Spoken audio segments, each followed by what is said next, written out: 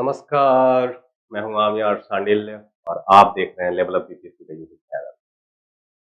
जैसे कि हम 69वीं बीपीएससी की लेक्चर सीरीज में हैं और इस क्रम में आधुनिक भारत के कई सारे चैप्टर्स के लेक्चर्स आ चुके हैं और फिर आज आधुनिक भारत का ही मैं अगला चैप्टर लेकर के हाजिर हूँ आपके सामने और ये है किसान तथा आदिवासी आंदोलन।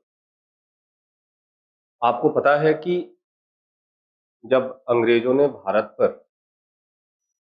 अपना विस्तारवादी नीति लगाना चालू किया, विस्तारवादी नीतियों को लागू करना चालू किया, उस क्रम में सबसे ज़्यादा अगर कोई प्रभावित हुआ है, तो वो प्रभावित हुए हैं किसान और आदिवासी। इसके अतिरिक्त हस्तशिल्प उद्योग, जो हमारा उद्योग है, वो भी नष्ट हो गए अंग्रेजों की नीतियों के कारण और उसके बाद इसके सबसे बड़े शोषण जो शोषक बनते हैं, वो बनते हैं जमींदार, जो अंग्रेजों के साथ मिलकर इन सभी वर्गों का शोषण करेंगे और शोषित वर्ग किसान, आदिवासी, हस्तशिल्प और विस्थापित वो जमींदार जिनकी जमींदारी छिन गई, पुराने जमींदार, वो भी शोषित वर्ग में होंगे, उनकी जमींदारी छीन ली जाएगी। इसके अतिरिक्त आम जनता तो शोषण का शिकार हो ही रही है और यह आम जनता है कौन? यह आम जनता तो वही है और हमारे भारत में उस समय तो 90% से ऊपर की जनसंख्या जो थी वो किसानी में ही लगी हुई थी और उस समय सबसे बड़ा आय का स्रोत राज्य का आय का स्रोत जो है वो भूमि राजस्व ही था। तो इसी क्रम में हम देखेंगे कि अलग-अलग वक्त में कैसे आदिवासियों ने और किसानों ने आंदोलन किया है और उन आंदोलन का प्रभाव काफ़ी व्यापक रहा। हालाँकि इन आंदोलनों का जो एक दायरा है, वो दायरा बहुत लिमिटेड है, बहुत स्थानीय है। इसके हीरोज़ भी, इसके जो जो नायक हैं, वो भी स्थानीय हैं। लेकिन इसका प्रभाव अगर सम्मिलित रूप से प्रभाव देखा जाए, तो काफ़ी व्यापक रहा है। अलग-अलग अगर इसके प्रभाव देखे जाएँ, तो बहुत लिमिटेड प्रभाव दिखेंगे क्योंकि ये स्थानीय स्वरूप में था, स्थानीय रूप में जो है आंदोलन होता था और उसको दबा दिया जाता था, उसको उसका दमन कर दिया जाता था। तो इसी क्रम में हम ये चैप्टर देखेंगे और उसके बाद तब हम अगले चैप्टर में बढ़ेंगे। लेकिन इसके पहले मैं आपको फिर से याद दिलाना चाहूँगा, यदि जो छात्र नए हैं हमारे चैनल पे, वो ज़रूर सब्सक्राइब करना ना भूलें, साथ ही साथ नोटिफ़िकेशन का बेल आइकन दबाना ना भूलें, ताकि जो नई वीडियोज़ आएँगी, तो आपको उनकी नोटिफ़िकेशन मिल जाए। इसके अतिरिक्त आप ज़रूर लाइक करिए हमारे वीडियोज़ को और उसके साथ-साथ शेयर करना मत भूलिए, जम के शेयर कीजिए। आपका जो है ये प्यार जो है हमें बहुत आगे तक ले जाएगा और हमें आगे ले जाएगा, तो फिर आपको भी आपकी मंज़िल तक पहुँचाने में हम बहुत बड़े उपयोगी साबित होंगे। हम जो ला रहे हैं वो बहुत ही क्वालिटी कंटेंट है और यही क्वालिटी कंटेंट आपको चाहिए आपके एग्ज़ामिनेशंस के लिए। तो चलिए, इसी के साथ शुरू करता हूँ आज का एमसीक्यू सीरीज़ और पहला क्वेश्चन देखेंगे और उस क्रम में हम देखेंगे अलग-अलग पक्षों को समझते हुए चलेंगे और जिन क्वेश्चंस में कॉन्सेप्चुअलिटी है, जहाँ पे कॉन्सेप्चुअल चीज़ें समझनी है, जहाँ पे चीज़ों को समझनी है, वहाँ पे हम समझते हुए चलेंगे आज। ठीक है? जहाँ पे सिर्फ़ फैक्ट बेस्ड क्वेश्चन होंगे, वहाँ पे सिर्फ़ फैक्ट बेस्ड क्वेश्चन के ऊपर ही हमारी चर्चा होगी, क्योंकि हमारा लक्ष्य बहुत सीधा-सा है, वो है अधिकतर क्वेश्चंस का रिवीजन कराना ताकि आप एग्ज़ामिनेशंस में जाएँ, जब एग्ज़ाम में बैठे आप 69वीं के, तो आपको ये एहसास ना हो कि इन क्वेश्चन से हमारा पाला नहीं पड़ा है। आप ज़रूर इस लेक्चर को पूर्ण देखें। इस लेक्चर के बाद आपको क्या मिलने वाला है, अंत में क्या मिलने वाला है, वो मैं मैं लास्ट में बताऊँगा कि आपने क्या हासिल किया इस लेक्चर को देखने के बाद। चलिए शुरू करते हैं। क्या है question number 11, what was the main objective of Awadh Ekka movement? Awadh Ekka movement का अवध के एक्का आंदोलन का मुख्य उद्देश्य क्या था? देखिए जी, ये भी किसान आंदोलन है। अवध का एक्का मूवमेंट क्या है? अवध का एक्का मूवमेंट क्या है? किसान आंदोलन। और किसान आंदोलन है, या तो लगान वृद्धि के खिलाफ होगा और या तो कृषि के व्यवसायीकरण के खिलाफ होगा। तो यहां पर भी क्या है, लगान वृद्धि मेन है। क्या है, लगान, ये मेन पर्पस क्या है, लगान वृद्धि। तो लगान की वृद्धि कर दी गई जमींदारों ने, कर दी गई जमींदारों द्वारा, और जमींदारों को संरक्षण कौन दे रहा है, अंग्रेजों द्वारा संरक्षण दिया जा रहा है। तो यह एक तरह से अंग्रेजों के खिलाफ भी अभियान छेड़ा गया। इसमें मेन पर्पस था, ये एग्जाम में पूछ चुका है, 1994 के बीपीएससी के एग्जाम में पूछ चुका है ये प्रश्न कि क्या था उद्देश्य। तो याद रखिएगा, इसका मुख्य उद्देश्य था लगान को इसमें बदल देना, नगदी में, किराया जो रेंट है, रेंट को नगदी में बदल देना, कैश में बदल देना। ठीक है, कैश में बदल देना, किराए को नगदी में, जमीन किराया, सरकार को किराया देना बंद करना नहीं। शुरुआती में जब एका आंदोलन समाप्त शुरू होता है, तो जहां जहां सम्मेलन होता था वहां वहां किसानों से प्रतिज्ञा दिलवाई जाती थी कि जितनी लगान की मांग है उससे 1 रुपए अधिक नहीं, पहले की लगान से 1 रुपए अधिक नहीं देंगे, ये एक्स्ट्रा बढ़ाया गया लगान हम नहीं पेमेंट करेंगे, जो एक्स्ट्रा लगान बढ़ाया गया है वो हम पेमेंट नहीं करेंगे, जितनी लगान पहले थी उतनी ही लगान देंगे, यदि नहीं उतने पर मानते हैं लगान पे तो हम लगान नहीं देंगे, लगान देना बंद कर देंगे। और ये हुआ भी, लगान देना इन्होंने बंद कर दिया। ठीक है, तो इसमें क्या है, किराए को नकदी में बदलना, किराए को नकदी में बदलना, conversion of rent into cash, इसका मुख्य उद्देश्य। इसके नेता का क्या नाम था, तो इसका नेता देखिए, ये निम्न जाति छोटी जातियों का भी आंदोलन रहा है, ये जो है पासी और यादव ने इसका नेतृत्व किया है, पासी और यादव ने। ठीक है, इसके मुख्य थे मदारी पासी और सहदेव। और छोटे छोटे जमींदार भी थे जो अंग्रेजों से नाराज थे, बड़े जमींदार नहीं लेकिन छोटे जमींदार भी इसमें शामिल रहे हैं जो अंग्रेजों से नाराज है, अंग्रेजों की नीतियों से नाराज। ठीक है, बाद में इसका जो है, बाद में इसके खिलाफ अंग्रेज एक्शन भी लेंगे और किसानों को राहत देने की कोशिश भी करेंगे, क्योंकि वो जानते हैं कि किसान यदि खुश नहीं रहेगा तो बार बार आंदोलन खड़ा होगा, और बार बार जब आंदोलन खड़ा होगा तो फिर हमारे लिए प्रशासन चलाना मुश्किल होगा, हमारा ध्यान जो है बार बार भटकेगा, चीजों को हम चीजों से डिस्ट्रैक्ट होंगे। तो ये किसानों को राहत देने की कोशिश भी की है इन्होंने। विच of the following was the main center of Wahhabi movement that took place in the 19th century? 19वीं शताब्दी में वहाबी आंदोलन का मुख्य केंद्र निम्नलिखित में से कौन सा था? देखिए जी, शुरुआत में जो है वहाबी आंदोलन का मुख्य केंद्र पंजाब का क्षेत्र रहता है, और इसका एक केंद्र है पश्चिमोत्तर इलाके में। पश्चिमोत्तर इलाके में एक और केंद्र बनता है, पश्चिमोत्तर जो इलाका है जिधर आज के समय में पेशावर, खैर पख्तूनख्वा ये सब है, वो सब पंजाब के क्षेत्र में अब चला गया है, सॉरी पाकिस्तान के क्षेत्र में चला गया है। तो ये पश्चिमोत्तर इलाके में एक जगह है सिथाना, तो सिथाना में भी वहाबी केंद्र का एक बहुत बड़ा केंद्र रहा है, लेकिन मेन केंद्र जो है वो बदलेगा 1830 के बाद से। 1830 के बाद से जब इसके जो मुख्य प्रवर्तक है, वहाबी आंदोलन के जो मुख्य प्रवर्तक है, वहाबी आंदोलन था क्या, एक धार्मिक आंदोलन था। वहाबी आंदोलन का मुख्य उद्देश्य क्या था, शुद्ध इस्लाम की स्थापना करना, एक पुनरुद्धार आंदोलन था, रिफॉर्मिस्ट मूवमेंट था। इस चीज में बदलाव करना, जो जो ट्रेडिशन बदल रहा था मुसलमानों में, जो मुसलमान नई चीजें अपना रहे थे उसका विरोध करना, कंजर्वेटिज्म, एक रूढ़िवादी समाज की स्थापना करना, तो इसके खिलाफ वहाबी मूवमेंट था। वलीउल्लाह आंदोलन भी इसको कहा जाता है। इस आंदोलन को और क्या कहा जाता है, वलीउल्लाह। वलीउल्लाह एक संत हुआ करते थे, उनका भी उद्देश्य था कि मुसलमान जो है शरीयत अपनाए, वलीउल्लाह आंदोलन। तो वलीउल्लाह आंदोलन जो है शरीयत अपनाए, जो पैगंबर साहब ने कुरान में कहा है, तो कुरान के अकॉर्डिंग जो है शासन प्रशासन चलना चाहिए। तो उन्होंने मुस्लिम राज्य की, तो इसका देखिए जी, इसका भी उद्देश्य कहीं ना कहीं अंग्रेजों की सत्ता को हटाना रहा बाद में चल के, लेकिन अंग्रेजों की सत्ता को हटा करके कौन सी राज्य लाना चाहते थे, ये मुस्लिम राज्य लाना चाहते थे। इसीलिए एक तरह से ये सांप्रदायिक आंदोलन था, एक तरह से राष्ट्रीय आंदोलन हम नहीं कह सकते हैं इसको। तो शुरुआत के तो सैयद अहमद बरेलवी, जो वहाबी आंदोलन के प्रवर्तक हैं वो हैं सैयद अहमद बरेलवी। ठीक है, तो सैयद अहमद बरेलवी द्वारा जो है ये आंदोलन शुरू किया गया भारत में, और इसका मुख्य केंद्र शुरुआत में ये पंजाब के सिखों के खिलाफ जो है अभियान छेड़ेंगे, और सिखों के खिलाफ लड़ते हुए 1831 में ये मारे भी जाएंगे।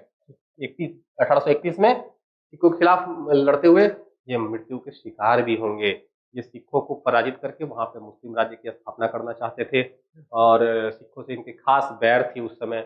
1830 के बाद से, इनकी मृत्यु के पश्चात से इस वहाबी आंदोलन का केंद्र बदल जाता है और वहाबी आंदोलन का केंद्र मुख्य रूप से पटना हो जाता है।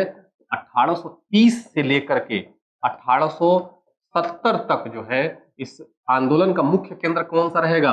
पटना रहेगा। और याद करिएगा कि यही वहाबी आंदोलन के नेताओं ने 1857 की क्रांति में भी भाग लिया है। ठीक है, तो आगे बढ़ेंगे। जब बिहार वाला सेक्शन आएंगे ना हम बिहार जीएस में, उसमें वहाबी आंदोलन के छोटे जो लोकल लीडर्स है तो बहुत डिटेल में हम लोग देखेंगे। लेकिन इसके मुख्य प्रवर्तक का नाम याद रखिएगा। इनकी मृत्यु कब होगी? 1831 में। इसके खिलाफ, सिखों के खिलाफ युद्ध लड़ते वक्त। और इसका मुख्य केंद्र उसके बाद बदल के कहाँ चला जाएगा? पटना चला जाएगा। लेकिन इसका एक और केंद्र था, वो था पश्चिमोत्तर इलाके में। कौन सा? सिथाना। ठीक है ना। और एक कैसा आंदोलन था? धार्मिक आंदोलन था, सांप्रदायिक आंदोलन था। इसका मुख्य उद्देश्य क्या था? शुद्ध इस्लाम की स्थापना करना, रूढ़िवादी जो समाज है, जो कुरान में लिखी गई बातें हैं, उसी को स्थापित करना। फिर से क्वेश्चन नंबर 13 पे आते हैं।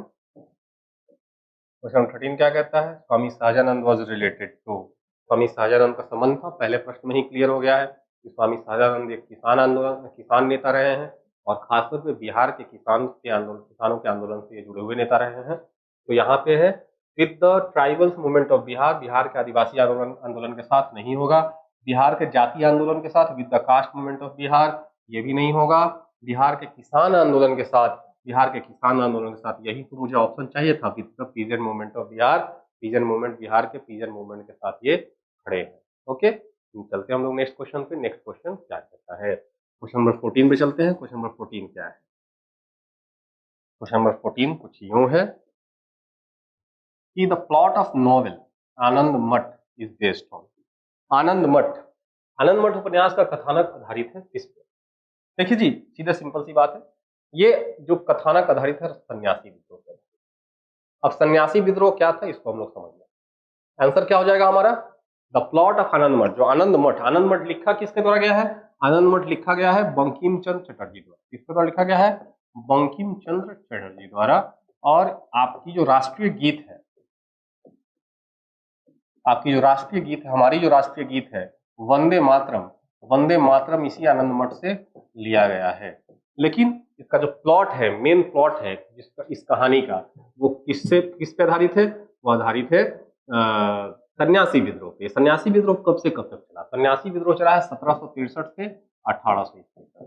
ठीक है, ये वो दौर है जिस समय बंगाल में अंग्रेज अपनी प्रशासन को मजबूत कर रहे हैं, नई नई नीतियों को लागू कर रहे हैं, राजस्व नीतियां लागू करने के साथ साथ नई नई प्रशासनिक व्यवस्थाएं ब्रिटेन में थी, उन्हीं प्रशासनिक व्यवस्थाओं को प्रयोग के तौर पे यहाँ पे लागू कर रहे हैं। न्यायिक व्यवस्थाएं, कोर्ट कचहरी और थाना सिस्टम वो लेके आ चुके हैं।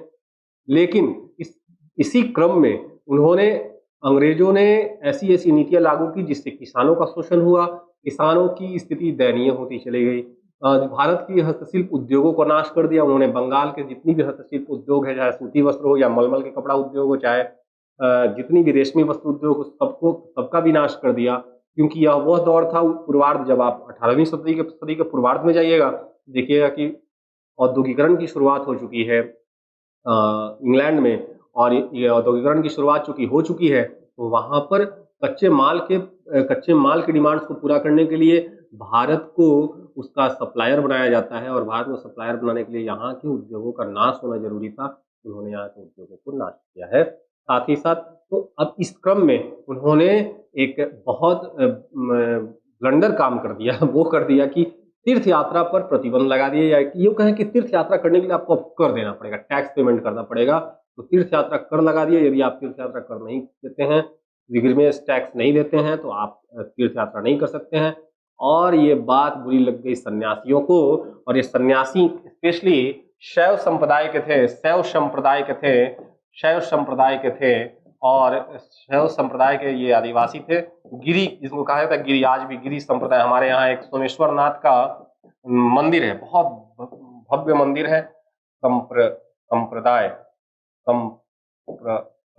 एक मिनट रुकिए, कभी कभी हिंदी में लिखने में गलती हो जाता है। तो संप्रदाय, तो ये गिरी संप्रदाय के सन्यासी हुआ करते थे। शिव के पूजक थे, और शाम जानती हैं शिव औघड़दानी है, जो किसी की सुनते नहीं है, गलत बात तो कतई बर्दाश्त नहीं करेंगे, और उन्हीं के ये फॉलोअर्स अनुयायी हैं, तो गलत बात कैसे बर्दाश्त करते। फिर इन्होंने अंग्रेजों के खिलाफ बिगुल बजा दिया विद्रोह का।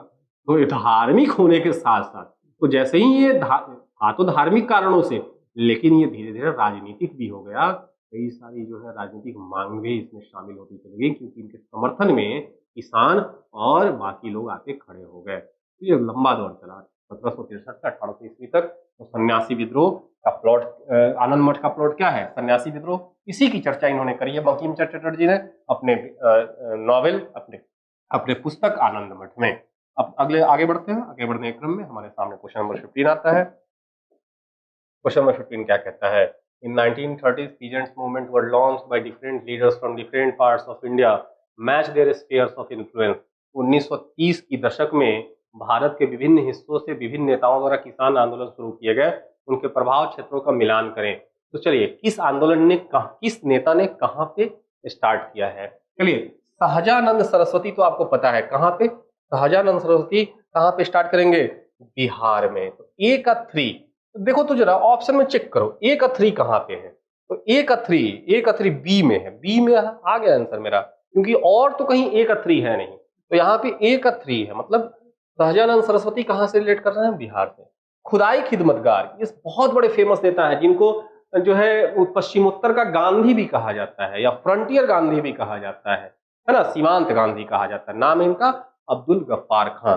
अब्दुल गफ्फार खां। तो अब्दुल गफ्फार खां कहाँ पे? तो नॉर्थ वेस्ट फ्रंटियर पे। तो ये कहाँ पे हो जाएगा? बी का डी। यहाँ पे बी का डी है, बी का 4 है, बी का 4 है। ठीक है।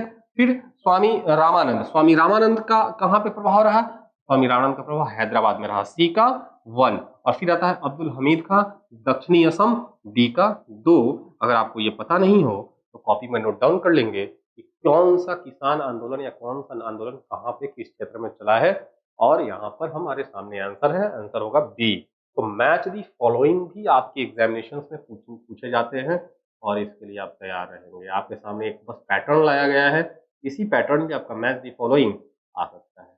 तो फैक्ट्स जितना ज़्यादा आप इकट्ठा कर सकते हैं उतना इकट्ठा कर लीजिए। क्वेश्चन पूछने के पैटर्न में यही होगा कि कभी मैच दी फॉलोइंग आएगा, कभी पूछेगा इनमें से कौन सा सत्य है, कौन सा असत्य है ना, कभी मिलान पूछेगा। तो ऐसे करके जो है आपके एग्जामिनेशंस में सवाल आएंगे।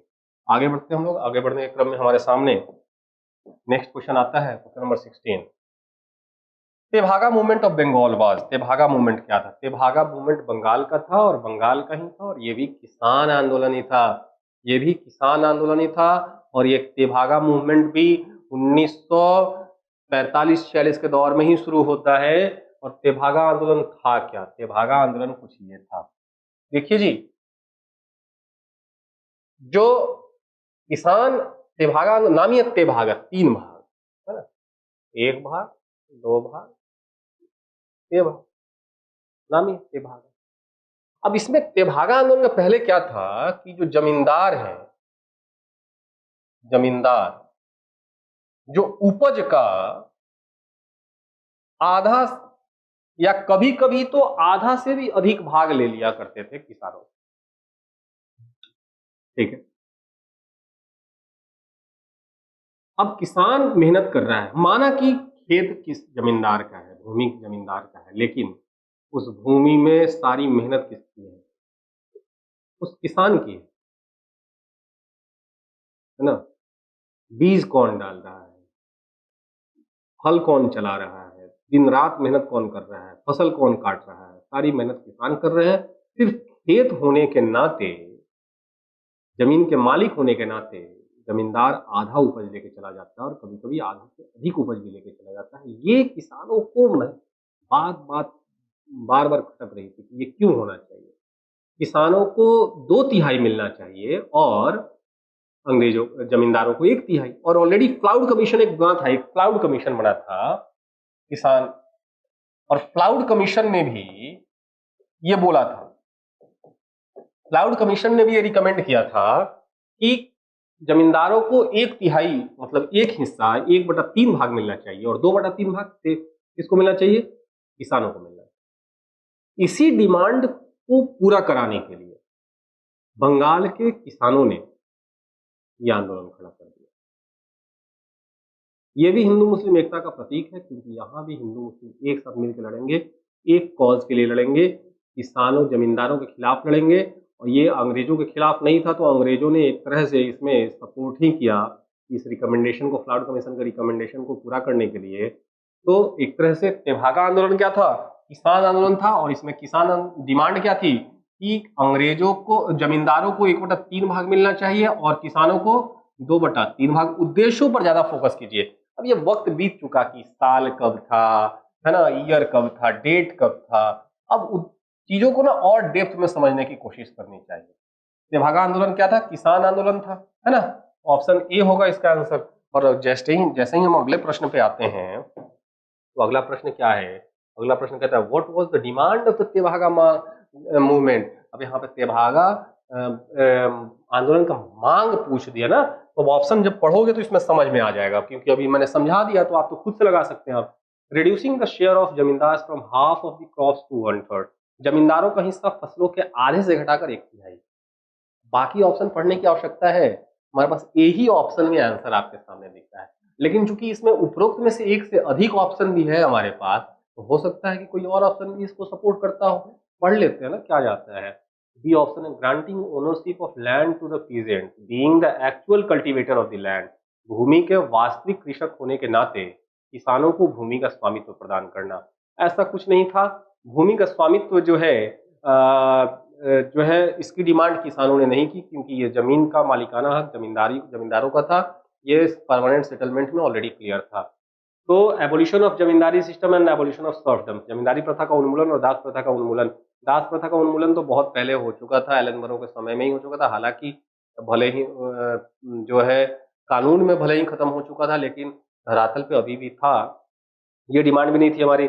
और cancellation of all loans of farmers, किसानों के सभी ऋण रद्द करना। किसानों ने इसकी मांग नहीं की थी, कि किसानों को पता है कि हमें राजस्व देना ही है, तो हमें जो है इसकी डिमांड करेंगे भी तो ये पूर्ति होने वाली नहीं है। तो जमींदारों का हिस्सा फसलों के आधे से घटाकर 1/3 करना, ये हमारा प्रमुख डिमांड था। Reducing the share of zamindar from the half of the crop to 1/3। अगले क्वेश्चन पे चलते हैं। अगला क्वेश्चन क्या कहता है, अगला क्वेश्चन कुछ यूं है। 17 नंबर हो गया, 18 नंबर प्रश्न पे चलते हैं। 18 नंबर प्रश्न क्या कहता है, Hali method was related to. देखो जी, हाली मेथड था, सॉरी हाँ यहाँ पे 18 और 19 एक साथ है।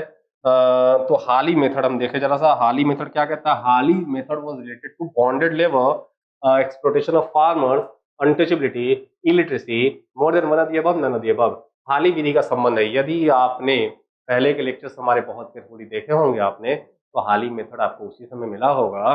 और जिस समय बात हो रही थी कमियाटी प्रथा की, कमियाटी प्रथा याद करिए, कमियाटी प्रथा कहाँ पे मैंने पढ़ाया था, तो उस दौरान मैंने बताया था कमियाटी प्रथा क्या थी। एक बंधुआ मजदूरी प्रथा थी, जिसमें जो है बिहार उड़ीसा के किसान, पूर्वी उत्तर प्रदेश के किसानों को बंधुआ मजदूर के तौर पे रखा जाता था, बेगारी कराई जाती थी, उनको किसी प्रकार का एक तरह से गुलाम की तरह बिहेव किया जाता था। ठीक वैसे ही हाली मेथड भी था। हाली मेथड गुजरात में एक व्यवस्था थी, जिसमें गुजरात के एक वर्ग को बंधुआ मजदूरी करनी होती थी, बंधुआ मजदूरी करनी होती थी। ठीक है, तो हम कह सकते हैं कि इसका ऑप्शन क्या होगा, बंधुआ मजदूरी से। हाली विधि का संबंध किससे है, बंधुआ मजदूरी से है, बॉन्डेड लेबर से है। बढ़ सकते हैं आगे। तो हाली मेथड क्या है, बंधुआ मजदूरी है एक तरह से। उसी तरह से तमिलनाडु में ही इसका नाम अलग हो जाता है। उस तमिलनाडु में इसको पनियाल पद्धति भी कहा जाता है। कौन सा, पनियाल पद्धति। अगले वहां पे भी इस बंधुआ मजदूरी था। अगले प्रश्न में बढ़ते हैं। अगला प्रश्न क्या कहता है, अगला प्रश्न कहता है इधर आ जाइए 19 number, the founder president of all India किसान सभा वाज। अखिल भारतीय किसान सभा के संस्थापक सदस्य कौन थे, अध्यक्ष कौन थे। तो आपको बताया जा चुका है, ऑलरेडी डिस्कस किया जा चुका है कि अखिल भारतीय किसान सभा की प्रथम बैठक जब 1936 में हुई, तो प्रथम अधिवेशन के राष्ट्रीय अध्यक्ष बनाए गए थे बिहार के ही किसान नेता, बहुत बड़े। नाम था उनका स्वामी सहजानंद सरस्वती। स्वामी सहजानंद सरस्वती जो है वो क्या है, हमारे ऑल इंडिया किसान सभा के नेता हैं। ठीक है, बढ़ते अगले प्रश्न पे। अगला प्रश्न क्या कहता है, अध्यक्ष हो गई है। अध्यक्ष के बाद अगले प्रश्न में बढ़ते हैं 20 नंबर क्वेश्चन पे। 20 नंबर क्वेश्चन है विच of the following is not correctly match. निम्नलिखित में से कौन सा सुमेलित नहीं है। देखिए जी, मोपला रिवोल्ट केरल, कुका रिवोल्ट पंजाब, पावना रिवोल्ट बंगाल, चुआर रिबेलियन मध्य प्रदेश। है ना। मोपला विद्रोह केरल, सही है, सही है, चुआ जो है ना ये सही है, केरल में हुआ था। कूका विद्रोह पंजाब में ही हुआ था 1840 में। पावना विद्रोह बंगाल में ही हुआ था। चुआर विद्रोह मध्य प्रदेश में नहीं हुआ था। चुआर विद्रोह जो है ये भी बंगाल के क्षेत्रों में ही हुआ था। यहाँ कह लें कि जो है ये छोटानागपुर पठार छोटानागपुर के क्षेत्रों में हुआ था। इसका कुछ हिस्सा बंगाल में भी पड़ता है, कुछ हिस्सा बिहार में भी आज के वक्त में पड़ता है, और कुछ हिस्सा झारखंड में भी पड़ता है। तो छोटानागपुर के क्षेत्रों में हुआ था चुआर विद्रोह, चुआर लोगों ने किया था। तो हमारा डी ऑप्शन, इसमें बोला सुमेलित नहीं है, नॉट करेक्टली मैच। तो कौन सा करेक्टली मैच नहीं है?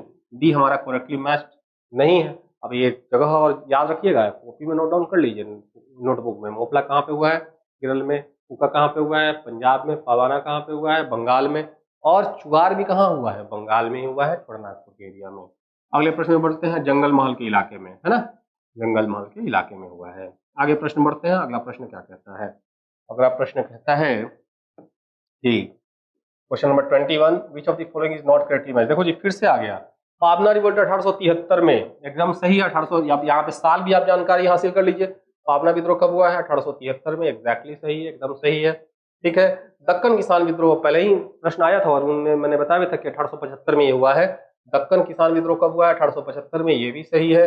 सन्यासी विद्रोह गलत है। यदि आपने पहले के प्रश्नों पर ध्यान दिया होगा तो ये जो है कब से कब तक हुआ है? 1763 से 1800 ईस्वी तक हुआ है। कोल विद्रोह 1831-32 में परमान पे था, इसीलिए 31-32 सही है। हालांकि ये 35-37 तक चलेगा, 37 तक चलेगा कोल विद्रोह, छिटपुट, लेकिन कोल विद्रोह ये भी सही है। तो हमारा सन्यासी विद्रोह वाला ऑप्शन गलत है। सन्यासी रिवेरियन जो है करेक्ट नहीं है, क्योंकि वो 1763 से 1800 ईस्वी तक चला था। अगले प्रश्न में बढ़ते हैं। अगला प्रश्न क्या कहता है? अगला प्रश्न, ये सब हम लोगों ने आदिवासी विद्रोह के क्वेश्चन को देखना शुरू कर दिया है। आदिवासी विद्रोह के कारणों के बारे में हमने पहले ही चर्चा कर ली थी कि किन कारणों से शुरू हुआ होगा, उस पर आप लोग का विशेष फोकस होना चाहिए। अगला प्रश्न क्या कहता है? What were the main demands of the Kheda movement. Kheda आंदोलन की मुख्य मांगे क्या थी? देखिए जी, खेड़ा आंदोलन, खेड़ा था कहाँ? खेड़ा जो है वो गुजरात में है। खेड़ा कहाँ पे है? गुजरात में है। ये जो है तीसरा आंदोलन है। 1917 में चंपारण सत्याग्रह किया गया, ठीक है ना, गांधी द्वारा। 1918 में 2 सत्याग्रह किए जाएंगे। 1918 में 2 बहुत बड़े सत्याग्रह किए जाएंगे, और तीनों ही स्थानीय सत्याग्रह। एक तो अहमदाबाद सत्याग्रह और दूसरा खेड़ा सत्याग्रह, सॉरी, अहमदाबाद सत्याग्रह और दूसरा खेड़ा सत्याग्रह। दोनों कब किए जाएंगे? 1918। और इसका स्वरूप कैसा है? क्षेत्रीय है। इसका स्वरूप कैसा है? क्षेत्रीय आंदोलन का है। 1919 में क्या करेंगे ये? 1919 में रॉलेट सत्याग्रह करेंगे। 1919 में कौन सा सत्याग्रह करेंगे? गांधी सत्याग्रह। अब यहाँ पे गांधी से संबंधित प्रश्न पूछा गया है तो जान ही रहे। 1919 में कौन सा सत्याग्रह करेंगे? रॉलेट सत्याग्रह करेंगे। और फिर 1920 में ये क्या स्टार्ट करने वाले हैं? 1920 में ये स्टार्ट करेंगे कौन सा आंदोलन? असहयोग आंदोलन, नॉन कोऑपरेशन मूवमेंट, असहयोग आंदोलन, ठीक है ना, असहयोग आंदोलन। तो यहाँ पे आपका दिखेगा लगातार 1917 से 1920 तक ये सत्याग्रह में बिजी रहेंगे। फिर अब क्रम देखेंगे हम लोग, आगे आएगा जैसे जैसे गांधी का स्टेज। तो यहाँ पे खेड़ा क्या था? गुजरात का आंदोलन था, जिसमें खेड़ा में फसल जो है फसल हुई नहीं थी और लगान की मांग बढ़ गई थी। अब इस लगान वृद्धि के खिलाफ किसानों ने आंदोलन किया, जिसमें गांधी ने इसका समर्थन किया और गांधी ने सत्याग्रह किया किसानों के लिए। तो यहाँ पे क्या था? फसल की विफलता के कारण किसानों द्वारा करों में वो छूट चाहते थे। चलिए, ऑप्शन सही है। किसानों की आर्थिक स्थिति में सुधार करना, भाई ये तो सदियों से चला आ रहा था। ये आर्थिक स्थिति आज भी नहीं सही है। स्वतंत्रता के बाद भी 2022 में ही किसानों का आय दुगुना होना था। तो भगवान पता नहीं, अब रिपोर्ट तो ये सरकार जो हमारी है अभी की, वो रिपोर्ट देने में विश्वास रखती नहीं है, डेटा देने में विश्वास रखती नहीं है, किसी प्रकार का रिपोर्ट जारी नहीं करती है। पकड़ा जाएगा झूठ। तो 2022 में इनका आय होना था डबल। भगवान जाने हुआ है कि नहीं हुआ है। मुझे तो नहीं लगता कि मेरे गांव देहातों में किसानों की आय वैसे की वैसी ही है, कोई आय जो है दुगुना हुआ नहीं है। ठीक है, उल्टी स्थिति और बदतर हुई है किसानों की। दूसरा, तो यहाँ पे किसानों की स्थिति कभी भी सही नहीं रही, इकोनॉमिक कंडीशन। नौकरियों में समानता के लिए नहीं, उपरोक्त में से एक से अधिक या उपरोक्त में से कोई नहीं। तो सीधे सिंपल सी बात है, फसल की विफलता हो गई, फसल बर्बाद हो गया, उसके बावजूद भी लगान जो है मांग किया जाता रहा। तो गांधी जी ने कर देने से मना कर दिया, बोला कि किसी प्रकार का कर नहीं देना है, कर में जब तक छूट नहीं मिलेगा। तो अंग्रेजों ने बाद में इनको छूट देना पड़ा अंग्रेजों को। गांधी के तीनों सत्याग्रह फेमस रहेंगे शुरुआत के और सफल रहेंगे। है ना, 17-18 के तीनों सत्याग्रह सफल रहेंगे। तो क्या होगा, फसल की विफलता के कारण किसानों द्वारा करों की छूट मांग की जा रही थी, है ना। अगले प्रश्न में पढ़ते हैं। अगला प्रश्न क्या कहता है, अगला प्रश्न कहता है कि क्वेश्चन नंबर 24 में चलेंगे। क्वेश्चन नंबर 24 कहता है कि नील दर्पण has detail about the condition of each of the following. अच्छा, तो आ तो गया, नील दर्पण की बात हमने करी थी। नील दर्पण में किसकी बात की गई है, किसानों की दुर्दशा की बात की गई है ना। किस किसानों की, नील किसानों की, जो नील की फसल बोते हैं। तो यहाँ पे नील की खेती की बात नहीं की गई है, नील किसानों की बात की गई है, नील की खेती की बात नहीं की गई है। नील बगाने के मालिकों की बात नहीं की गई है, नील उत्पादकों की बात नहीं की गई है। किसकी बात की गई है, नील किसानों की बात की गई है, इंडिगो फार्मर्स की बात की गई है, नील किसानों की बात की गई है, इनकी दुर्दशा की बात। आगे बढ़े हम लोग, आगे बढ़ते हैं और अगले प्रश्न में पढ़ते हैं। Question number 24। क्वेश्चन नंबर 24 क्या कहते हैं, हम देखते हैं। क्वेश्चन नंबर 24 है, where did the Baba Ramchandra organise the farmers. Baba Ramchandra ने किसानों को कहां संगठित किया था, देखो जी, ये संगठित किया था अवध में। आंसर आपका ए होगा, सीधे सिंपल सी बात है, आंसर होगा ए। ठीक है, बाबा रामचंद्र जो है वो महाराष्ट्र के क्या है, लेकिन ये संत के तौर पे अवध में काम कर रहे हैं। और किसानों को संगठित करने के लिए इन्होंने एक बहुत अच्छा तरीका अपनाया, वो है रामचरितमानस का पाठ करते थे। क्या करते थे, रामचरितमानस का पाठ करते थे। और उस समय रामचरितमानस के पाठ के समय में जब किसान इकट्ठे होते थे, तो उस दौरान किसानों को जागृत करते थे, आंदोलित करते थे। तो किसानों को जो है एक तरह से इन्होंने संगठित करने का काम किया है, कहाँ, अवध के क्षेत्रों में। और इसके कारण से अंग्रेजों ने इनके खिलाफ एक्शन भी लिया। इन्होंने अवध किसान सभा का गठन किया। इन्होंने क्या किया, अवध किसान सभा का गठन किया। बाबा रामचंद्र, याद रखिएगा, बाबा रामचंद्र ने किसानों को कहां संगठित किया, अवध में किया है। ठीक है ना। चलिए अगले प्रश्न में बढ़ते हैं। अगला प्रश्न क्या कहता है, अगला प्रश्न कहता है, match list 1 with list 2 and use the code given below. List to choose the correct answer. सूची 1 को सूची 2 से सम्मिलित करिए और सही उत्तर चुनने के लिए सूचियों के नीचे दिए गए कोड का उपयोग करें। मतलब ए का क्या होगा, बी का क्या होगा, सी का क्या होगा और डी का क्या होगा। ठीक है, चलिए देखते हैं हम लोग। भील विद्रोह कब हुआ है। भील विद्रोह देखो जी, यहाँ पे आते हैं। भील विद्रोह 1818 से 1831 के बीच में हुआ है। भील विद्रोह हुआ कहाँ, भील विद्रोह महाराष्ट्र, बहुत फेमस विद्रोह है, महाराष्ट्र और राजस्थान के क्षेत्रों में हुआ। मतलब भील लोग कहाँ रहते हैं, महाराष्ट्र और राजस्थान के क्षेत्रों में रहते हैं। अच्छा, एक और, तो ए का 3 है क्या, ए का 3 है, लेकिन ए का 3 दो जगह है। ए का 3 यहाँ पे बी में भी है, ए का 3 बी में भी है। चलो अगला वाला देखते हैं। कित्तूर विद्रोह कब हुआ, कित्तूर विद्रोह 1841 में हुआ, याद रखिएगा। कित्तूर विद्रोह कब हुआ है, 1841 में हुआ है। तो यहाँ पे हमने देखा, यहाँ पे बी का भी 4 है, सी का भी 4 है। अभी तो फंस गया मामला, क्योंकि ए और बी दोनों ही जो है, दोनों ऑप्शन में एक ही है। तो हम सी और डी पे जाना होगा। फिर हमको सी और डी पता होना चाहिए, क्योंकि अगर एक भी नहीं पता होगा तो फिर हमारा आंसर गलत होगा। सतारा विद्रोह कब हुआ है, सतारा विद्रोह 1824 में हुआ है। कब हुआ है, 1824 में हुआ है। तो सी का 4 कहाँ, सॉरी 1 मिनट, बी का 1 कहाँ है, बी का, sorry 1 minute, I am very sorry, होता है कभी कभी। भील विद्रोह का हमने क्या देखा, भील विद्रोह का 3 देख लिया, भील विद्रोह का 3 देख लिया। ओके, और जो है बी का 4, सॉरी कित्तूर विद्रोह जो है कब हुआ है, बी का 4, कित्तूर विद्रोह कब हुआ है, 1824, ये सही है, 1824, बी का 4। तो कहाँ है, बी का 4, बी का 4 दो जगह है, कोई दिक्कत नहीं है। सतारा विद्रोह, सॉरी थोड़ा सा बी और सी में हो गए थे गड़बड़। बी, सी का क्या आ जाएगा, तो यहाँ पे देखो तो सी का 1 कहाँ पे है, सी का 1 कहाँ पे है, सी का 1 कहाँ पे है, बी में आ गया मैंने, सी का 1। गडकरी विद्रोह कब हुआ, 1844 में। गडकरी विद्रोह कब हुआ, 1844 में। क्या होगा, 2 यहाँ पे है। तो यहाँ पे भील विद्रोह आपको पता चल गया। भील विद्रोह कब हुआ है, भील हुआ है 1818 से 31 में। उसके बाद आपका कित्तूर विद्रोह है, कित्तूर विद्रोह जो है वो हुआ है 1824 में, 24 से 29 है ना, 24 में स्टार्ट हुआ है, 29 तक इसका प्रभाव दिखेगा। फिर हमारा सामने सतारा विद्रोह है। सतारा विद्रोह जो है वो 1841 पे, याद करो 1841 में। और गडकरी विद्रोह, और नाम से स्पष्ट है, गडकरी विद्रोह कहाँ पे हुआ होगा, महाराष्ट्र के क्षेत्र में हुआ होगा। गडकरी विद्रोह कब हुआ है, 1844 में हुआ है। ठीक है, होता है कभी कभी कंफ्यूजन हो जाती है बनाते वक्त आंसर, लेकिन चलो ठीक है, कोई दिक्कत नहीं, हमारे सामने आंसर आ गया। चलिए अगले प्रश्न में बढ़ते हैं। अगला प्रश्न क्या है, अगला प्रश्न है क्वेश्चन नंबर 26। क्वेश्चन नंबर 26 क्या है? विच of the following rebellions is associated with the Sidhu and Kanhu? निम्नलिखित में से कौन सा विद्रोह सिद्धू और कान्हू? तो ये चार नेता का नाम याद रखिएगा, सिद्धू और कान्हू। ठीक है, सिद्धू और कान्हू। तो ये नेता, इसके अतिरिक्त एक और है चांद और भैरव।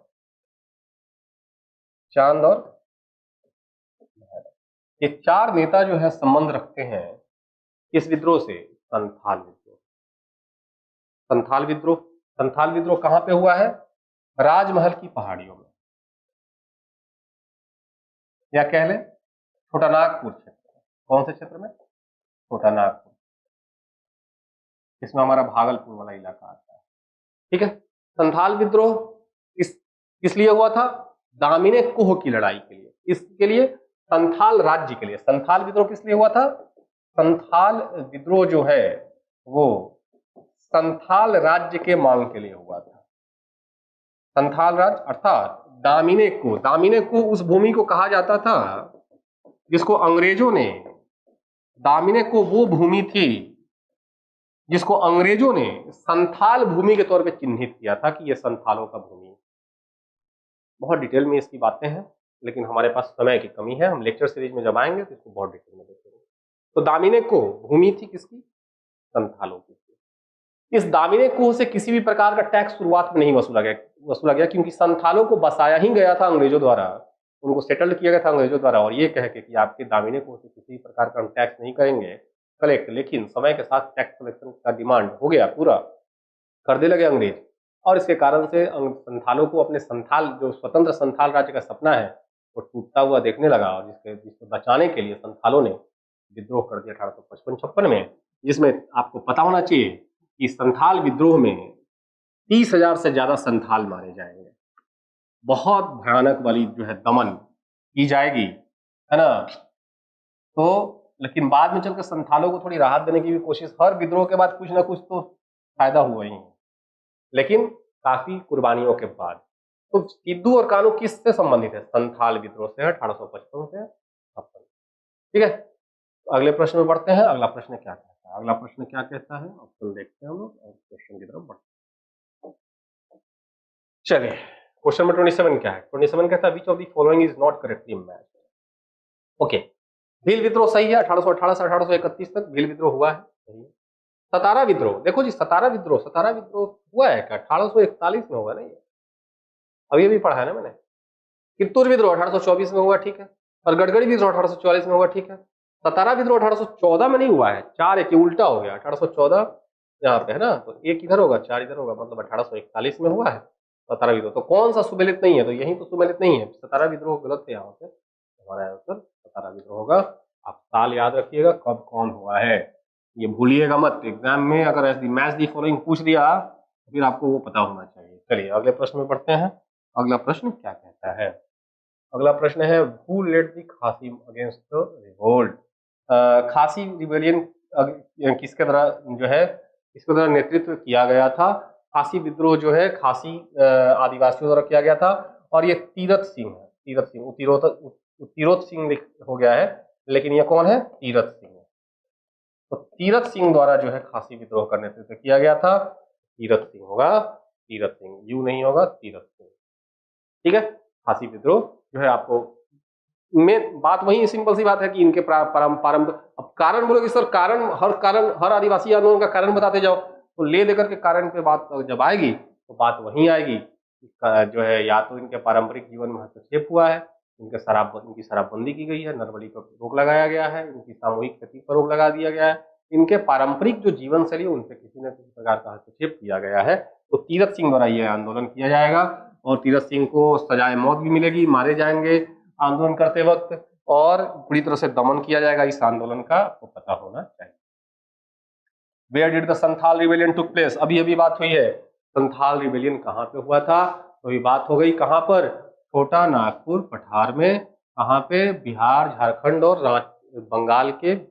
बंगाल वाले इलाके में, जिसको हम लोग राजमहल की पहाड़ियों के तलहटी में, है ना, राजमहल की पहाड़ियों से फैला दिया।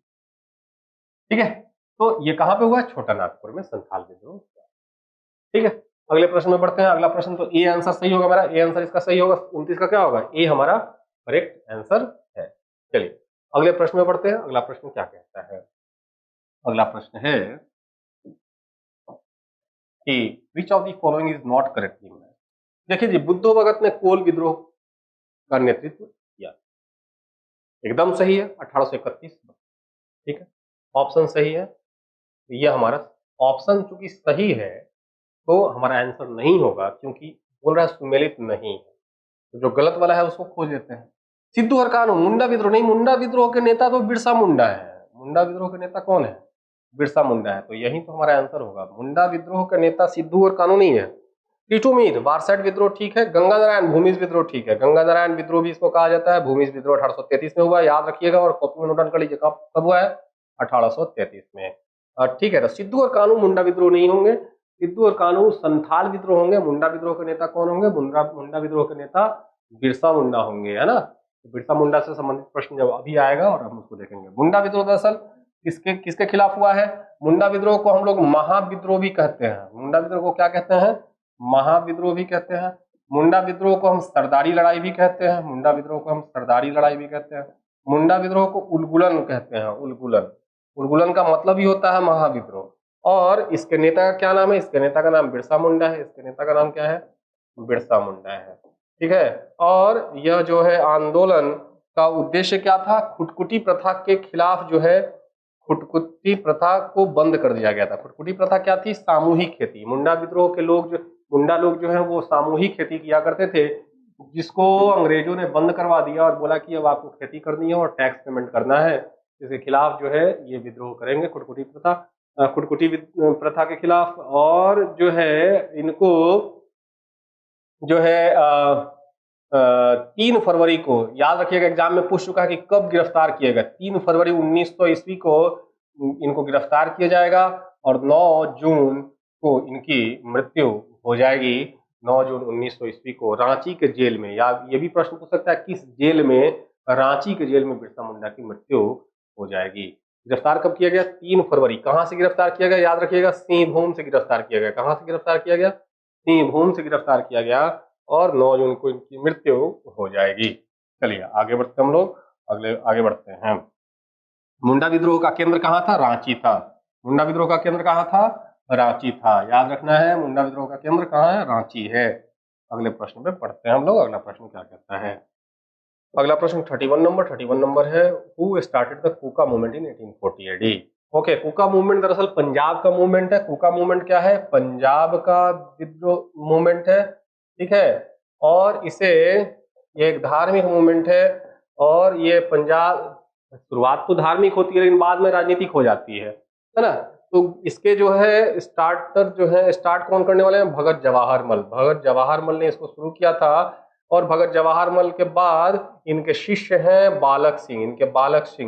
इनके शिष्य है बालक सिंह। बालक सिंह ने इसको जारी रखा, और बालक सिंह के बाद इनके शिष्य, बालक सिंह के शिष्य जो गुरु राम सिंह, वहां पे लिखा हुआ है ना गुरु राम सिंह, तो राम सिंह ने इसको आगे बढ़ाया, और राम सिंह के नेतृत्व में ही कूका मूवमेंट ने प्रसिद्धि पाई। कूका मूवमेंट बहुत फेमस हुआ, लेकिन इसमें शुरुआत में जब देखेंगे तो अंग्रेजों ने इसको बहुत ज्यादा इस पर केयर नहीं किया, लेकिन जब देखा कि ये बहुत ज्यादा तेजी से फैल रहा है, तो सबसे पहले तो 1963 में राम सिंह को नजरबंद कर दिया जाएगा। क्या किया जाएगा? राम सिंह को नजरबंद कर दिया जाएगा, लेकिन वहां से ये निकल भागेंगे, और 59 से 1963 लिखा मैंने, आई एम वेरी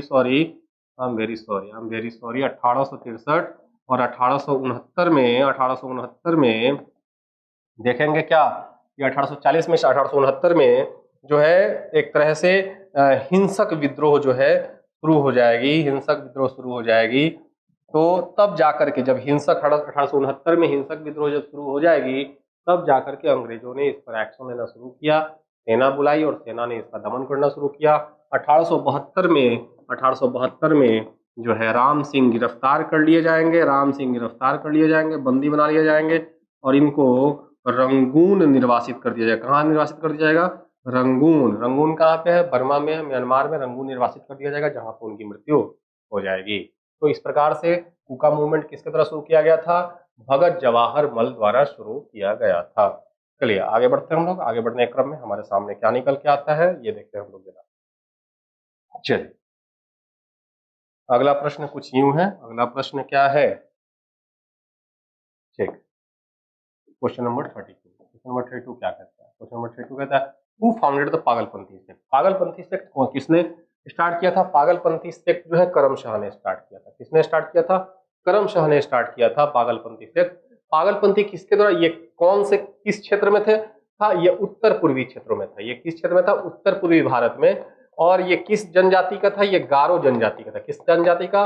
गारो जनजाति का था। मेघालय वाले क्षेत्र में गारो, खासी जयंतिया पहाड़ियां हैं और वहीं पे ये जो है जनजातियां भी रहती हैं। तो गारो जनजाति द्वारा शुरू किया गया था। पागलपंथी क्या था? एक अर्ध संप्रदाय, अर्ध धार्मिक संप्रदाय था। क्या था? अर्ध धार्मिक संप्रदाय था। अर्ध धार्मिक संप्रदाय था ये।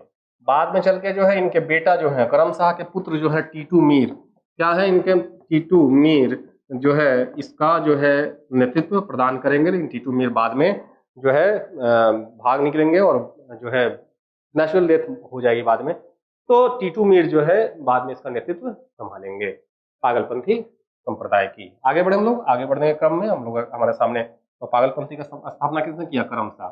जो हाजी शरीयतुल्लाह हैं उन्होंने क्या स्टार्ट किया है वो भी हम देखेंगे। उन्होंने स्टार्ट किया है फरियाजी मूवमेंट। उन्होंने क्या स्टार्ट किया? फरियाजी मूवमेंट। ठीक है, फरियाजी मूवमेंट। हाजी शरीयतुल्लाह ने क्या किया है? फरियाजी मूवमेंट स्टार्ट किया, फरियाजी आंदोलन। तो ये फरियाजी विद्रोह या फरियाजी आंदोलन कह सकते हैं हम लोग। इन्होंने हाजी आंदोलन। सैयद अहमद ने क्या शुरू किया है? वहाबी। सैयद अहमद ने क्या किया है? वहाबी। शाह वलीउल्लाह ने क्या किया है? वहाबी। शुरुआत यहीं से हुआ, इसीलिए वहाबी मूवमेंट को शाह वलीउल्लाह आंदोलन भी कहा जाता है। और करम शाह तो पता चल ही गया। तो ये नोट डाउन कर लेना है किसने क्या किया है। अगले प्रश्न में बढ़ते हैं। अगला प्रश्न क्या कहता है? अगला प्रश्न कहता है कि विच of the following match is not correct? कौन करेक्ट नहीं है? बारदोली सत्याग्रह वल्लभ भाई पटेल सही है ना? बारदोली सत्याग्रह में कौन थे? सरदार वल्लभ भाई पटेल। यहीं पे इनको सरदार की उपाधि महात्मा गांधी ने दी थी महिलाओं के समर्थन से। भारतीय किसान विद्यालय एनजी रंगा, भारतीय किसान विद्यालय एनजी रंगा कब स्थापित किया जाएगा? 1938 में। याद रखिएगा भारतीय किसान विद्यालय एनजी रंगा 1938 में कहाँ पे स्थापित किया जाएगा? आंध्र प्रदेश में। कहाँ पे स्थापित किया जाएगा? आंध्र प्रदेश में स्थापित किया जाएगा। बंगाल प्रजा पार्टी या कृषक प्रजा पार्टी इसको कहते हैं। बंगाल प्रजा पार्टी को ही कृषक प्रजा पार्टी कहते हैं। फजलुल हक सही है।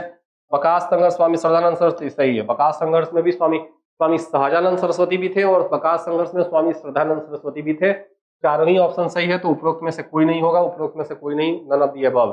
चारों ही ऑप्शन हमारे सही है।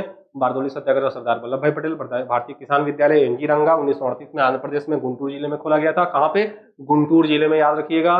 कृषक प्रजा पार्टी या बंगाल प्रजा पार्टी, फजलुल हक और प्रकाश संघर्ष स्वामी श्रद्धानंद सरस्वती, ये चारों ही जो है वो किसानों से संबंधित आंदोलन है। अगले प्रश्न में बढ़ते हैं। अगला प्रश्न देखते हैं हम लोग। अगला प्रश्न क्या कहता है? अगला प्रश्न है क्वेश्चन नंबर 34 कहता था भूदान मूवमेंट वाज स्टार्टेड। देखिए भूदान मूवमेंट जो है आंध्र प्रदेश में शुरू किया गया था विनोबा भावे द्वारा। किसके द्वारा? विनोबा भावे द्वारा। विनोबा भावे द्वारा। आगे बढ़ते हैं हम लोग। अगले प्रश्न में बढ़ते हैं। अब जब भूदान मूवमेंट के बारे में डिटेल में पढ़ने का समय आएगा तो हम देखेंगे क्या है भूदान मूवमेंट। यहाँ पे भी वो सही समय नहीं है। सबसे पहले यही जान लें कि भूदान मूवमेंट कहाँ शुरू किया गया था? आंध्र प्रदेश में, है ना? ऑप्शन सी, ऑप्शन सी हमारा करेक्ट आंसर है। अगले प्रश्न में बढ़ते हैं। अगला प्रश्न क्या कहता है? The revolt against the British was started by Bhil Singh. Bhil द्वारा रिवोल्ट कहाँ शुरू किया गया था? ऑप्शन पढ़ो और चेक करो। मध्य प्रदेश और महाराष्ट्र। तो महाराष्ट्र तो सही है। मध्य प्रदेश और महाराष्ट्र। मध्य प्रदेश में नहीं है। मध्य प्रदेश में नहीं शुरू किया गया था। कहाँ शुरू किया गया था? महाराष्ट्र में। मध्य प्रदेश और बिहार, ये भी सही नहीं है। बिहार में भील नहीं रहते हैं। मध्य प्रदेश में थोड़े बहुत हैं भील, है ना? लेकिन वहां पे नहीं शुरू किया गया था। बिहार और बंगाल गलत है। बंगाल और महाराष्ट्र सही है। क्या होगा? महाराष्ट्र और राजस्थान। कहाँ शुरू किया गया था? महाराष्ट्र और राजस्थान में शुरू किया गया था। ऑप्शन कोई नहीं है इसमें। तो नॉन, उपरोक्त में से कोई नहीं, उपरोक्त में से कोई नहीं, उपरोक्त में से कोई नहीं होगा। ठीक है, तो अगले प्रश्न पे बढ़ते हैं। 1818 से 1831 तक ये चला था। कब तक चला था? 1818 से 1831 तक ये आंदोलन चला था। याद रखिएगा। अगले प्रश्न में बढ़ते हैं। अगला प्रश्न क्या कहता है? Question number 36। क्वेश्चन नंबर 36 है कि विच of the following is not correctly matched? निम्नलिखित में से कौन सा सुमेलित नहीं है? कुकी रिबेलियन, हाँ ठीक है, कुकी रिबेलियन त्रिपुरा और जो है मणिपुर मान लीजिए, मणिपुर, त्रिपुरा मणिपुर में। कुका मूवमेंट पंजाब में, ठीक है। पवाना रिवोल्ट नहीं, पवाना रिवोल्ट कहाँ पे है? बंगाल में है। पवाना रिवोल्ट कहाँ है? बंगाल में। कब है? 1873 में, ठीक है। पवाना रिवोल्ट कहाँ पे? बंगाल में, 1873 में। मुंडा विद्रोह बिहार में, ठीक है, मुंडा विद्रोह बिहार में। बढ़े आगे, बढ़ने के क्रम में हमारे सामने कौन सा निकल के आता है? C option is the correct answer, क्योंकि ये सुमेलित नहीं है, सुमेलित नहीं है। पवाना जो है कहाँ पे हुआ है? बंगाल में हुआ है, ठीक है। कुकी कहाँ पे हुआ है? त्रिपुरा में हुआ है। कुका कहाँ पे हुआ है? पंजाब में। कुकी जनजाति है, कुकी क्या है? अरे कुकी जनजाति यही तो चल रहा है ना मणिपुर में, ये कुकी जनजाति वाला मामला चल रहा है मणिपुर में, है ना। इसमें बहुत जल्दी लेक्चर आपका आएगा, और आपके बीपीएससी वाले चैनल पे ही, और लेवल अप आईएएस के चैनल पे भी ये आपका वीडियो जाएगा, और हमारे बीपीएससी वाले चैनल पे भी वीडियो जाएगा। लेवल अप आईएएस के चैनल को भी आप सब्सक्राइब करेंगे, और लेवल अप बीपीएससी के चैनल को भी सब्सक्राइब करिए आप। इस पे बहुत अच्छे अच्छे कंटेंट आपको मिलेंगे। तो ये मणिपुर वायलेंस पे आपको एक लेक्चर मिलने वाला है बहुत जल्दी। कुकी वाले जो हम लोग चीजें हैं वो हम पढ़ेंगे। ये देखिए कुकी रिबेलियन आ गया, और अभी चल रहा है कुकी वाली रिबेलियन। अब ये वह अब बोलिए सर बता दो बता दो, अगर क्लासरूम में रहता तो बच्चे कहते सर ये बता दो कुकी मूवमेंट क्या है, कुकी मूवमेंट क्या है, अभी आज के वक्त में क्या डिमांड है कुकियों का, उस पर पूरा जो है एक लेक्चर बनेगा और वो आपको मिलेगा, है ना। ठीक है, अगले प्रश्न में पढ़ते हैं। अगला प्रश्न तो ये कुकी मूवमेंट त्रिपुरा और मणिपुर, ठीक है ना। अगले प्रश्न में चलते हैं। अगला प्रश्न क्या है? In which movement did the Mahatma Gandhi give the title of Sardar to Vallabhbhai Patel because of his great organising ability? किस आंदोलन में उनकी महान संगठन क्षमता के कारण महात्मा गांधी ने वल्लभ भाई पटेल को सरदार की उपाधि दी? आपको पता ही है, अभी मैंने बताया भी था, कौन था? बारदोली मूवमेंट, बारदोली सत्याग्रह। बारदोली सत्याग्रह में सरदार वल्लभ भाई पटेल ने उसको लीड किया था, servant society of India, Bharat सेवक समाज की सहायता से, और इसमें महिलाओं ने बढ़ चढ़ के भाग लिया था। और साथ ही साथ इसमें ये भी था, गांधी खुद पहुंच गए थे, गांधी जी खुद पहुंच गए थे बारदोली, क्योंकि ऐसी संभावनाएं थी कि वल्लभ भाई पटेल गिरफ्तार किए जा सकते हैं। तो गांधी ने ऐलान कर दिया कि यदि वल्लभ भाई पटेल को गिरफ्तार किया गया तो आंदोलन मैं संभालूंगा, आंदोलन का नेतृत्व मैं करूंगा। तो गांधी जी पहुंच चुके थे वहां पे, ठीक है। तो गांधी जी ने ही इनको सरदार की उपाधि दी है महिलाओं के कहने पर, ठीक है। ओके अगला प्रश्न है, in the context of Indian history Ulgulan और the great revolt was an account of which of the following event? भारतीय इतिहास के संदर्भ में उलगुलन या महान विद्रोह निम्नलिखित में से किस घटना को कहा जाता है? तो अभी मैंने इसमें इधर सारा डिटेल दिया भी था, सरदारी लड़ाई, उलगुलन, महाविद्रोह, सब किसको कहा गया है? 1899 और 1900 के बीच में मुंडा विद्रोह जो हुआ है उसी को तो कहा जाता है ना। क्या कहा जाता है? ऑप्शन डी होगा, मुंडा रिवोल्ट को ही उलगुलन या महाविद्रोह कहा जाता है, ठीक है। अगले प्रश्न में बढ़ते हैं, और इस विद्रोह का नेता आपको पता होना चाहिए कौन है? बिरसा मुंडा। बिरसा मुंडा के संबंध में अभी और आएगा, उनको एक उपाधि दी जाती थी, और वो उपाधि क्या थी अभी आगे आएगा प्रश्न तो हम देखेंगे। 38 नंबर के बाद 39 नंबर हो गया। What was the name of the revolt which happened against the British for prohibiting the practice of human sacrifice? नरबलि की प्रथा पर रोक लगाने के लिए अंग्रेजों के विरुद्ध विद्रोह का क्या नाम था? देखो जी, मैंने बताया ना कि आदिवासियों के परंपरागत जीवन शैली थी विद्रोह, नरबलि देना। कहते हैं कि जंगल में मत जाओ, आदिवासी से पकड़ लेगा, काट देगा, आपका बलि दे देगा। हाँ, तो वहां पे अभी भी अंडमान निकोबार में एक अमेरिकन मारा गया था ना इस मैटर में। तो ये कौन थे? खोंड विद्रोह थी। खोंड विद्रोह जो है ये कहाँ के निवासी हैं? खोंड उड़ीसा के निवासी हैं, आदिवासी हैं। तो ये खोंड जो विद्रोह हुआ था वो नरबलि की प्रथा, नरबलि की प्रथा का क्या नाम था? नरबलि की प्रथा का नाम था मौर्या, है ना, मौर्या प्रथा। तो मौर्या प्रथा के खिलाफ रोकने के लिए, मौर्या प्रथा को रोकने के कारण जो है विद्रोह हुआ था, ठीक है। आगे बढ़ते हैं हम लोग, अगले प्रश्न पे पढ़ते हैं। अगला प्रश्न क्या कहता है? अगला प्रश्न कहता है 39 के बाद 40 नंबर क्वेश्चन है, who started the Bhoodan movement? Who started the Bhoodan movement? Bhoodan आंदोलन किसने शुरू किया है? तो भूदान मूवमेंट किसने शुरू किया? अभी बात हो गई विनोबा भावे द्वारा। विनोबा भावे द्वारा शुरू किया गया था, किसके द्वारा शुरू किया गया था? विनोबा भावे द्वारा शुरू किया गया था भूदान मूवमेंट, है ना। तो ये और कहाँ शुरू किया गया था? आंध्र प्रदेश में शुरू किया गया था। अगले प्रश्न पे बढ़ते हैं, इसमें कुछ था नहीं। अगला प्रश्न क्या कहता है? अगला प्रश्न कहता है 41 नंबर। 41 नंबर क्या कहता है? Pagalpanth rebellion was actually a rebellion of. अभी बात हो गई थी, पागलपंथी एक अर्ध संप्रदाय था उत्तर पूर्व भारत में, उत्तर पूर्व नॉर्थ ईस्टर्न स्टेट्स में हुआ था, और खासतौर पे मेघालय वाला जो क्षेत्र है उधर हुआ था। किस जनजाति का था? ये गारो जनजाति का था। किसका था? गारो जनजाति का था, गारो जनजाति का था। गारो जनजाति से संबंधित ये आंदोलन था। करमशाह नामक व्यक्ति ने इसको शुरू किया था, बाद में इसके बेटे टीटू मीर ने इसको संभाला और बहुत सक्सेसफुली संभाला। ठीक है, बाद में अंग्रेजों ने इसका दमन किया और टीटू मीर भाग के जिंद चला जाएगा 1852 में, 1885 में वहां पे उसकी मृत्यु हो जाएगी। अगले प्रश्न में पढ़ते हैं। अगला प्रश्न क्या कहता है? अगला प्रश्न कहता है विच of the following places was the centre of Gadkari revolt. देखो गडकरी, नितिन गडकरी साहब के नाम से याद रखिएगा। नितिन गडकरी, गडकरी लोग जो है वो कहाँ रहते हैं? महाराष्ट्र में रहते हैं। कहाँ रहते हैं वो लोग? महाराष्ट्र में रहते हैं गडकरी। तो गडकरी जनजाति कहाँ के हैं? तो यहाँ पे अब है बिहार शरीफ, ये तो बिहार में है। सूरत कहाँ है? गुजरात में। बिजोलिया कहाँ है? राजस्थान में। कोल्हापुर होगा। कोल्हापुर कहाँ पे है? महाराष्ट्र में है। कोल्हापुर कहाँ पे है? महाराष्ट्र में है। और अब मैंने पहले ही बताया गडकरी कहाँ पे रहने वाले लोग हैं? गडकरी महाराष्ट्र के लोग हैं और महाराष्ट्र के अंदर कोल्हापुर आता है। ठीक है, अगले प्रश्न में पढ़ते हैं। अगला प्रश्न क्या कहता है? एक और किसान आंदोलन है, वो है बिजोलिया आंदोलन। बिजोलिया आंदोलन भी वहां के जमींदारों के खिलाफ हुआ था, है ना। भूप सिंह ने इस आंदोलन को नेतृत्व प्रदान किया था। तो यह आंदोलन दरअसल 84 टाइप के जो है 84 प्रकार के कर लिए जाते थे वहां के किसानों से। वहां की बहु बेटियों का विवाह होता था, उसका भी, बच्चा जन्म हो गया उसका भी कर देना है, अपने गाय को चराने का कर देना है, वहां पे अपने घर बनाने का कर देना है, किसी भी प्रकार की कोई चीजें हो आपको कर जो है वहां के जमींदारों को देना होता था। अब इसके खिलाफ जो है बिजोलिया आंदोलन हुआ था। और आपको पता होना चाहिए कि बाद में चलकर पहले भूप सिंह ने इसको नेतृत्व प्रदान किया और बाद में चल के इसको बहुत बड़े इंडस्ट्रियलिस्ट और कांग्रेस के सबसे बड़े नेताओं में से एक, गांधी के बहुत नजदीकी में से एक कौन है? जमनालाल बजाज, इन्होंने इस आंदोलन को नेतृत्व किया था। जमनालाल बजाज ने बिजोलिया आंदोलन को नेतृत्व प्रदान किया था। खैर, यहाँ पे प्रश्न के अनुसार गडकरी विद्रोह का केंद्र कोल्हापुर है। कोल्हापुर है। अगले प्रश्न में पढ़ते हैं। अगला प्रश्न क्या कहता है? अगला प्रश्न कहता है Veluthampi led the movement against the British in. Veluthampi जो है त्रावणकोर के दीवान थे। वेलुथम्पी क्या थे? त्रावणकोर के दीवान थे। त्रावणकोर कहाँ पे है? केरल में। त्रावणकोर कहाँ पे है? केरल में है। केरल में है। ठीक है, तो जब त्रावणकोर के राजा को सहायक संधि स्वीकार करने के लिए कहा गया अंग्रेजों द्वारा, तो त्रावणकोर के राजा ने इसको मना कर दिया, जिसके बाद से त्रावणकोर पर अधिकार कर लिया गया वहां अंग्रेजों द्वारा, जिसके खिलाफ त्रावणकोर के दीवान वेलुथम्पी ने अंग्रेजों के खिलाफ अभियान छेड़ दिया।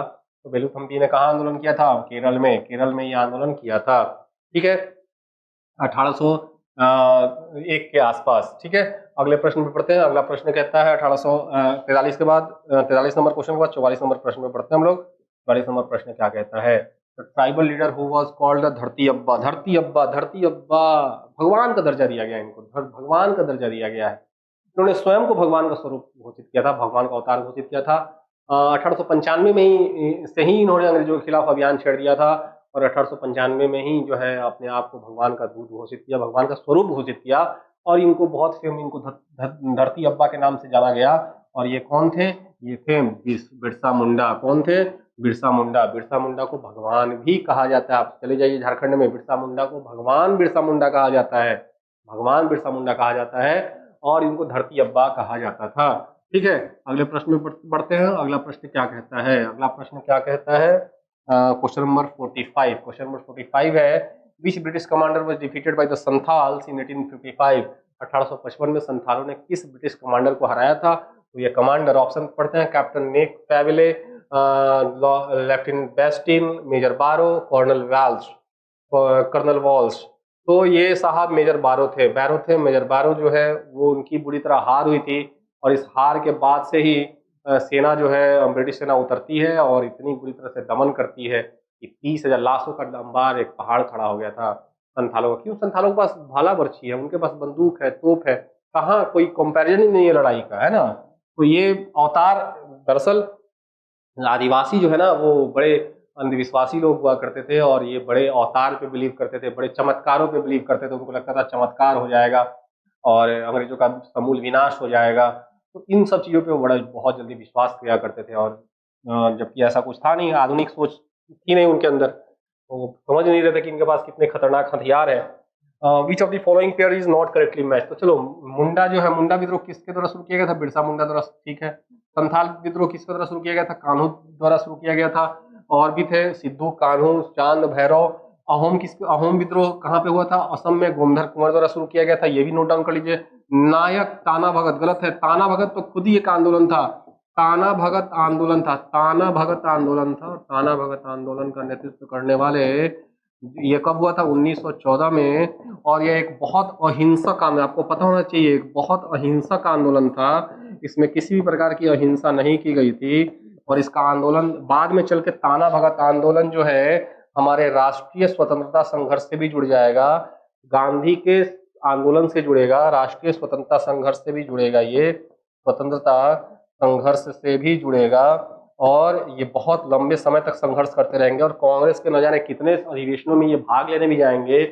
और 1940 में रामगढ़ का अधिवेशन हुआ था, 1940 में कांग्रेस का रामगढ़ का अधिवेशन हुआ झारखंड में, आज के समय का झारखंड उस समय का बिहार, रामगढ़ में तुरंत जब अंग्रेजों ने जब कांग्रेस ने 8 राज्यों से अपनी इस्तीफा दी थी और द्वितीय विश्व युद्ध की शुरुआत हो चुकी थी और भारत को जबरदस्ती युद्ध में झोंक दिया गया था, इसके कुछ न कुछ नीतियों का निर्धारण करने के लिए कांग्रेस ने रामगढ़ में अधिवेशन किया। उसमें रामगढ़ में गांधी को 400 रुपए का थैला, 400 रुपए का एक थैला ताना भगत आंदोलन के नेताओं ने दिया था। तो ताना भगत एक बहुत लंबा चलने वाला संघर्ष था जो 1914 में शुरू किया गया था और ये किसके द्वारा शुरू किया गया था? जतरा भगत के द्वारा शुरू किया गया था। जतरा भगत बहुत आधुनिक सोच के व्यक्ति थे। ये तामसिक, अपने अनुयायियों को, अपने लोगों को उन्होंने बोला कि आप जो है तामसिक चीजों को छोड़िए, आप बलि को बलि नहीं दीजिए, आप जो है मांस मदिरा मत खाइए, मदिरा मत पीजिए, आप सादा जीवन जीना सीखिए, आप जो है अहिंसक बनिए, हिंसक नहीं बने। तो आधुनिक प्रवृत्ति के व्यक्ति थे जतरा भगत और जिन्होंने ताना भगत आंदोलन का नेतृत्व किया है अंग्रेजों के खिलाफ में। और ये कैसा आंदोलन था? अहिंसक आंदोलन था। ठीक है, तो यहाँ पे क्या होगा? नायक, ये कोई ऑप्शन नहीं है, नायक ताना भगत गलत है, तो ये आंसर गलत है। ठीक है, कौन सुमेलित नहीं है? तो हमारा नीचे का जो सुमेलित है नहीं है वही आंसर होगा। अगले प्रश्न में पढ़ते हैं 47 नंबर प्रश्न। 47 नंबर क्वेश्चन क्या कहता है? 47 नंबर प्रश्न कहता है कि when did the Kharwar tribal movement were take place? Kharwar आदिवासी आंदोलन कब शुरू हुआ था? 1874 में। कब शुरू हुआ था? याद रखिएगा, 1874 में, ना कि 1860 में, ना कि 1865 में, ना तो 1870 में।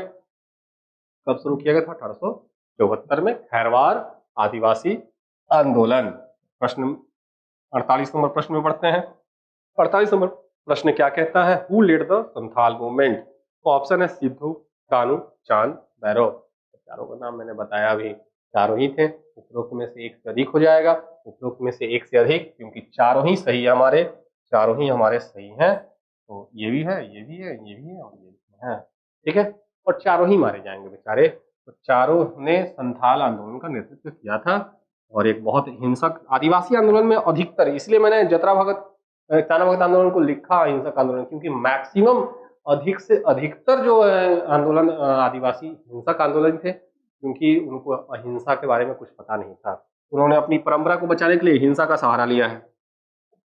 अगले प्रश्न में चलते हैं 49 नंबर। 49 नंबर प्रश्न क्या कहता है? 49 नंबर प्रश्न कहता है कि who led the Kol movement? Budhu Bhagat, Budhu Bhagat है।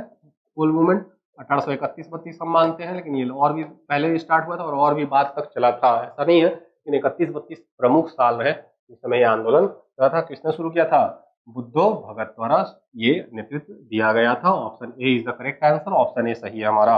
और सबसे अंतिम क्वेश्चन आज के लेक्चर का ये प्रश्न है, what was the field of work in of Birsa Munda? Birsa Munda का कार्य क्षेत्र क्या था? मैंने पहले ही बताया कि बिरसा मुंडा रांची के क्षेत्रों में आंदोलनरत थे। रांची के क्षेत्रों में, तो कहाँ पे होगा? रांची, रांची होगा और रांची में ही सिंहभूम में पकड़े गए और रांची के जेल में ही रखे गए थे जहाँ पे इनकी मृत्यु हुई थी।